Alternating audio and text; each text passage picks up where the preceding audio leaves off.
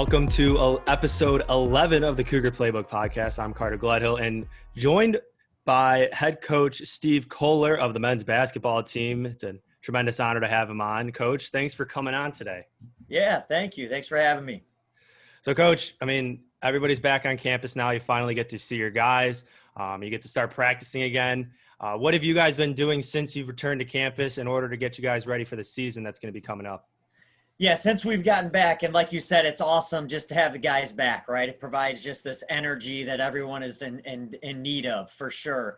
But since they've been back, we've been the first 2 weeks, they were just working on their own. The guys, everyone's kind of doing a little something different over the summer in terms of their access to gyms and whatnot. But now when you get here and you've got the gym and you've got the weight room, just walking, through the gym and just they've been in there constantly.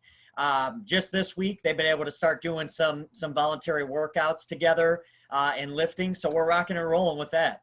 I would spend a lot of time in the gym after seeing the new floor that came in over the summer. That thing looks really sweet. I can't wait to see you guys play on that. It does. It's awesome. I'm super pumped about it. That's something that we were sending to the guys all summer, and they were excited about it. So it looks great. Yeah, I'm excited to see that when it starts up. And this year, you guys are playing a conference schedule. I looked at the schedule. You'll be opening up your first game is on January 9th at Wisconsin Lutheran College. So what kind of adjustments is that going to be for your team overall? Because you're not going to be playing the out-of-conference as much. But, again, you're going to be seeing some very familiar faces in the NAC conference.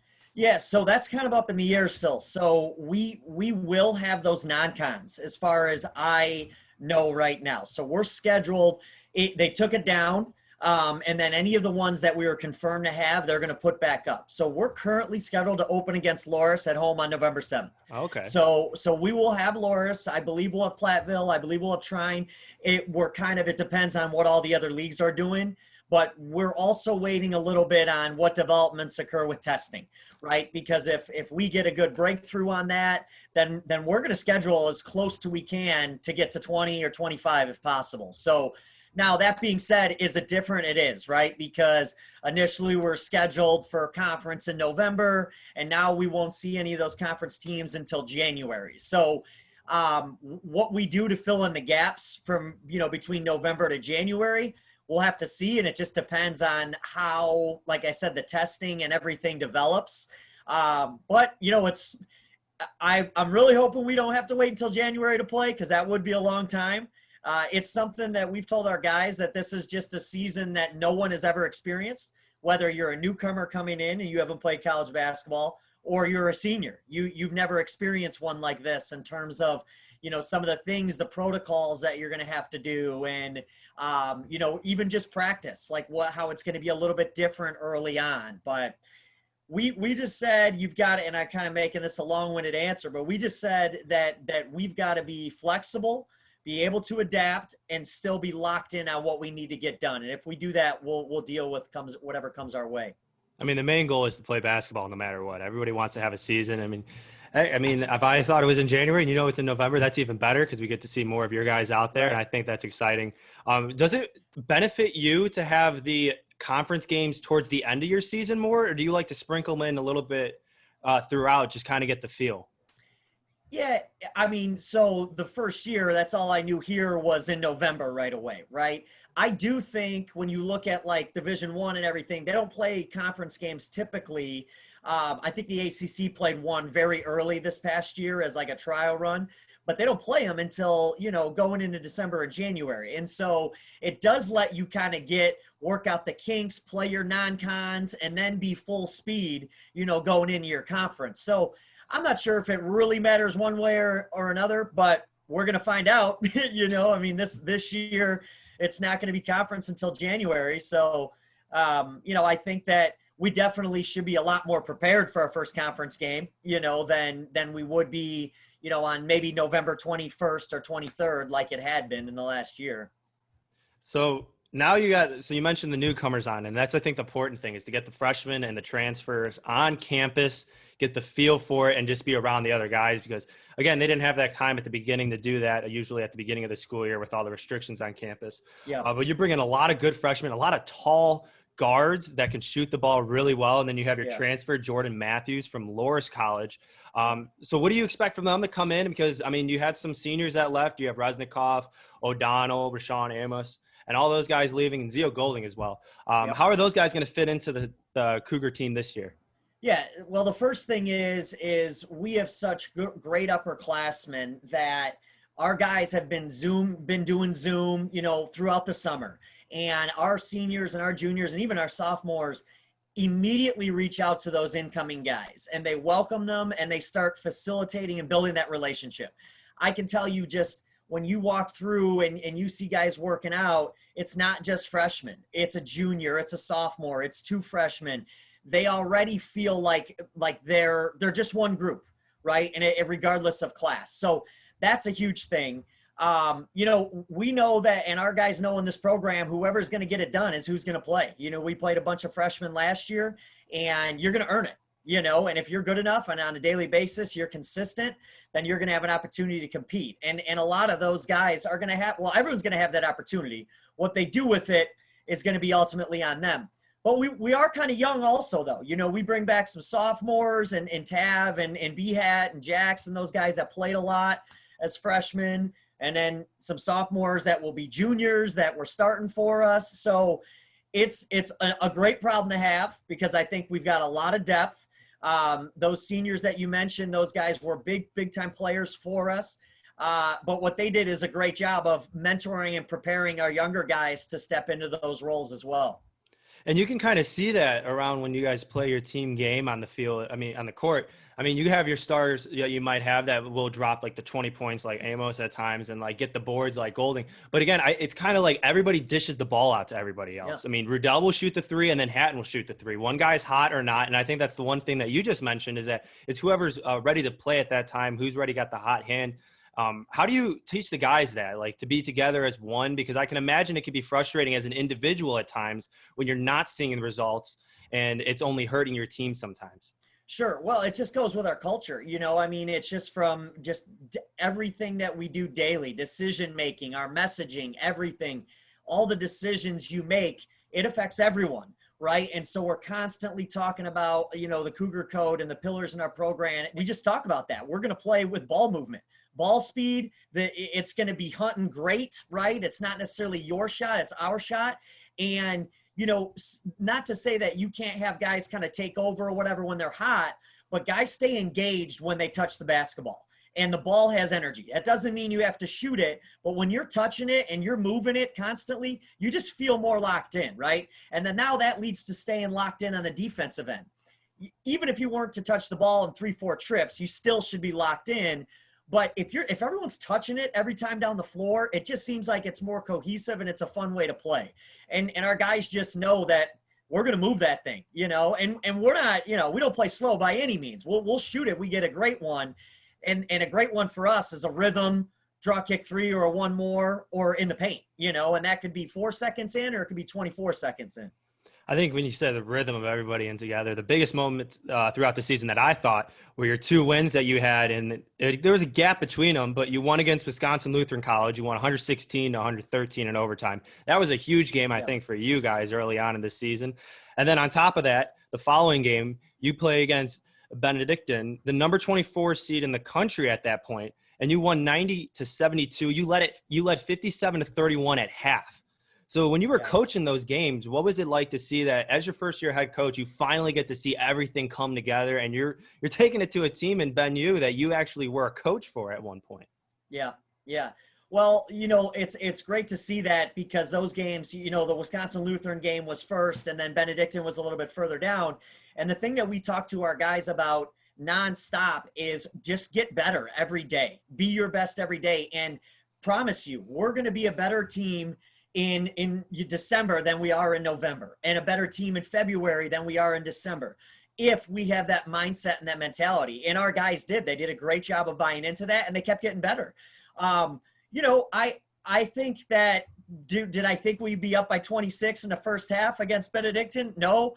But we have as high of expectations for ourselves as anybody does. And we prepare a certain way, and we're a confident group because we believe that we deserve victory by the way we prepare.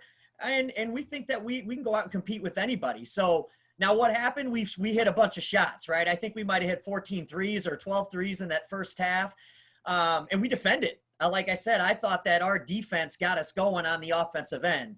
But that one was an avalanche. Guys just started hitting shots, and you just feel like you're throwing it in the ocean. And in the Wisconsin Lutheran game, that was just a battle. I mean, we were down, and then, it's one that we could have potentially kind of took over, and then we didn't. And then Shawno hits that shot, and then just the way we performed in overtime, it just showed a lot of growth, And not that we hadn't been in those previously, but we haven't been in those previously. We hadn't been in those close ones as a program in that 1 year. I mean, Loras blew us out, and we didn't really have a close one before that. The Marion one, we were, we won pretty big. And so we hadn't been in that situation yet. And I was really proud of the way that we handled it. So now on the flip side, then there are times throughout the season where you might have lost by one possession. And I think about like the CIT moment against Ann Arbor. Like that was one that I think was probably a heartbreaker for some of the guys in the team. When you get those moments at the team, what is one way that you can motivate the guys to rebound and move on to the next one? Yeah, well, it's the same thing, and it sounds cliche, but we're trying to be the best every single day. We want to be our best every day in every way. That's what we talk about all the time, and we talk about that. Now that's both sides. Like ultimately, yeah, you want to win, but winning isn't just the standard, right? Because we could win and not play very well, and on the flip side, we may battle our tail off and we just miss a shot at the end, or they hit a shot at the end. Like, does that change what we're doing? No. So we are just focused on coming back every single day. And it's whether we win 4 in a row or lose 4 in a row. And that's just our mindset, and I think that that's something that is what gets us through ups and downs, handling a lot of success, or maybe if we're struggling a little bit, which we did last year, right? I think we lost like 6 in a row or something like that.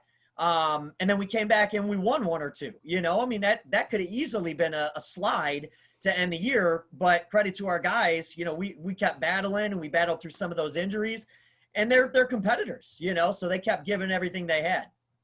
Yeah, I mean, you've repeated a lot of the times, getting better every day. And now as a coach, I mean, now you're teaching those guys. What was the moment, either as yourself when you were playing or you were in a previous team, that like you were saying to yourself, like, this is how I'm going to teach the guys. This is what I'm going to try. Like my motto, I'm going to tell them, is to get better every day. Yeah, I think, and I've shared it with our guys too. I think it was probably 16, 17 when I was at Blackburn. And because I used to just be it's win or else, right? Like everything was about results. And then you start to see the really good programs and the great coaches and leaders. And you start to hear them talking about like, it's a process, and it's about the habits that you build on a daily basis. And it can't be short-sighted on, well, did we win that day or not? It's about the way you do things. And I started to implement it in that 16, 17 year. And again, we hit a little bit of a rut, and we just kept talking about it. And guys stayed upbeat and stayed positive. And I think we won 4 of our last 5 down the stretch, and we ended up making the conference tournament for the first time in a long time. And I was like, I really felt like that's what got us through, right? Because in the past, I don't know if we would have got through that, because I would have been on the guys big time about like, we're not winning, we're not finishing, we're not, and I would have been riding about that instead of, hey, let's look at the way we're doing things and let's focus on that, right? Let's be a little bit more process oriented rather than just strictly results oriented. So I think probably a couple of years ago, and then I've just doubled down, because of what I spoke with you about before is, well, okay, what if you are, let's just say goals, right? You have to have goals. Well, let's just say our goal and everything around our season is to win a conference championship, okay? Which, right, that's definitely our long-term goal. But what if we get, 2 weeks to go in the season and we can't win that anymore? Well, so like, hey, the season's shot? Like, no, like that's why it's every day being our best. So regardless of whether we're competing for that conference championship, which we fully believe if we're doing what we need to do on a daily basis, the results are going to be byproduct of our habits. But even if it's not, our focus is, hey, let's go out and compete today, right? Because we're teammates, we're brothers, we're repping the Concordia gear, and this is what we want to be about, So I just think, and in life, we try to apply everything in life. So, oh, well, I didn't achieve the thing I wanted. I'm giving up. No, you keep coming back at it and you just keep going day after day. Yeah, I mean, the thing about teaching the life lessons, I mean, that's what sports teaches you. That's why a Yeah. lot of the athletes are playing it, is to not only love the game, but it's also the lessons that you've learned, and you're going to learn along the way that make you a better person down the road. Last question before I let you go. Yeah. You mentioned that you're going to try to compete for that conference tournament every year. You're going to win, try to compete for that championship. What's it going to take from the guys, or what's one thing that you've already seen so far with guys on campus that's going to set you guys apart from the rest of the conference in order to put you in that spot to win the championship? Well, that's what we talk about, right? So, okay, well, our goal is to win a conference championship. It's to win a conference tournament, go to the NCAA. That's the long term, right? Well, I'm pretty sure everyone's goal is that. Okay, so no one comes into the season being like, man, you know what?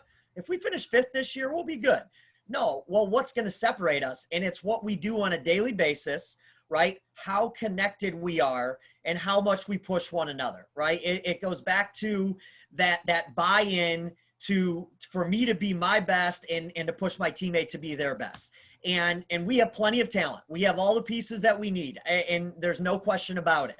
And we had that last year too, right? But we didn't understand what it took every day to finish, right? And then you saw that at the end of some of the games, right? Where we'd be up and then we'd lose one, 10, 12 points or whatever. And that's coaching too, right? And so figuring out, how do we finish that? Well, how do we finish every single day? And so it's just, I think it's a big learning experience. And I'm not huge on like what happened last year has a huge impact on the upcoming year, except for you have some lessons that you learn from it, right? And the guys see like, okay, hey, finishing, we just didn't finish. So that becomes the mindset. Like we're finishing, So yeah, again, I just think it's just buying into one another, holding each other accountable, and demanding your absolute best from the guy next to you on a daily basis. I think that's a great way to put it. I mean, you have a lot of returners, as you mentioned, a lot of guys with a lot of minutes, and the experience and the lessons that they've learned from those games that have been tough, and those games that they've won, they're able to carry that into this year. Going into his second season now at the helm of the men's basketball program here at CUC, Steve Kollar, thank you for joining me. It's been an absolute pleasure, and I can't wait to watch your guys take the court at some time this year. Awesome, man. I appreciate you having me. We're looking forward to it. This has been episode 11 of the Cougar Playbook podcast, and next week we'll have a new guest. In the meantime, go Cougars.